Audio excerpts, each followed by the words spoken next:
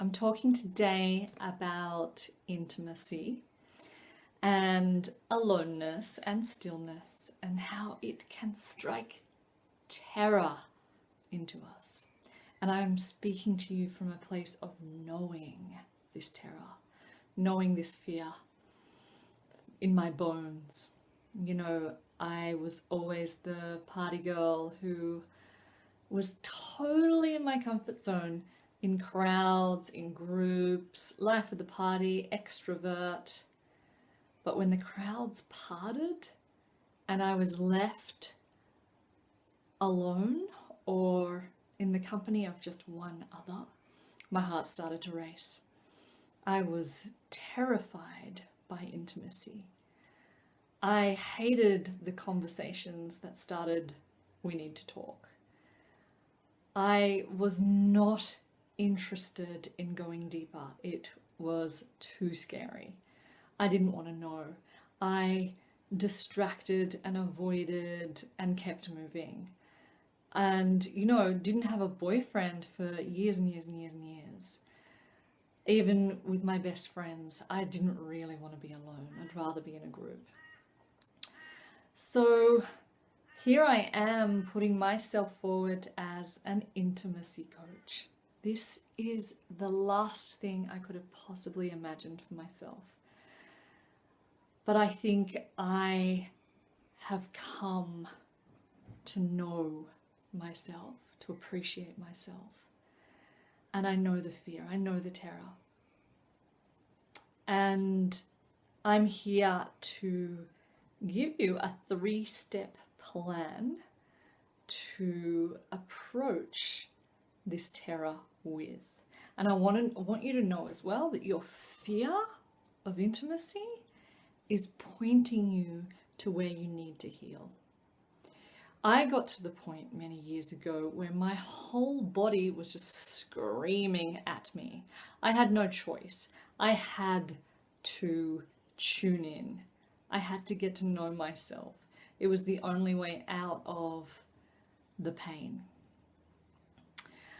Maybe you don't have to get to that point. I hope you don't. But if you feel like you're close, I want to give you this 3-step plan. So, basically, this fear of intimacy or aloneness and stillness, now they're quite different. I know you're thinking they're different, but actually I think they come from the same root.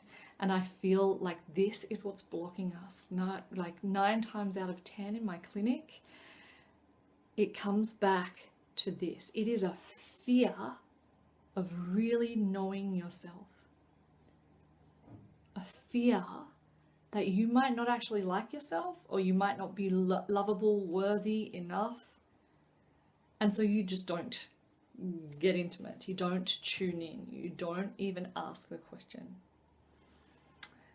This is about appreciating yourself. So once you can appreciate yourself, you can go deeper and closer with others. You can ask that of them.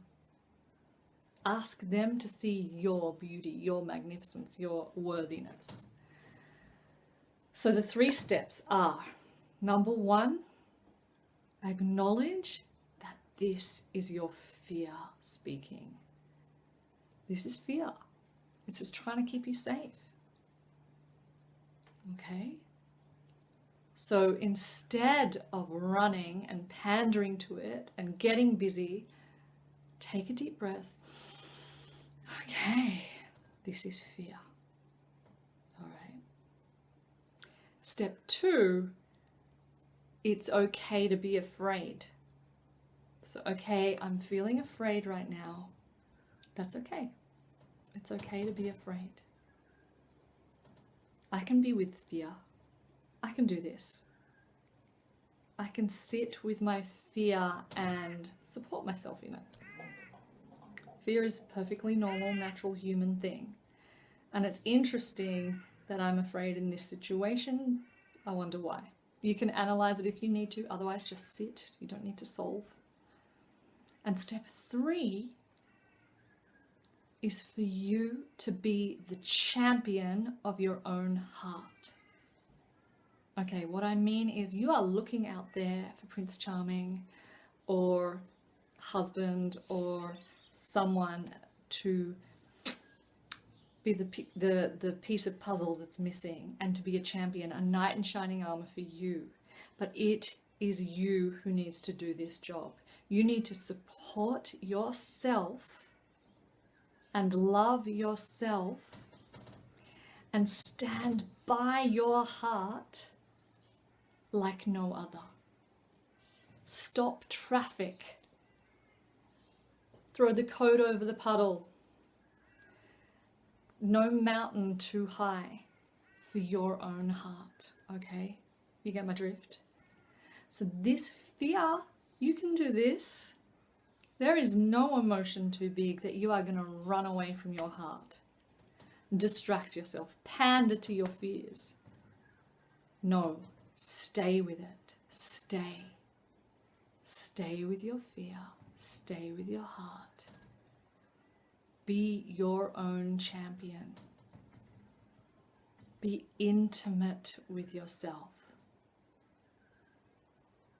Don't leave now. Not when you know where you need to go. Grab a journal, write it down, find some music. Have your dark night of the soul if that's what you need to do. Let it out with sobs.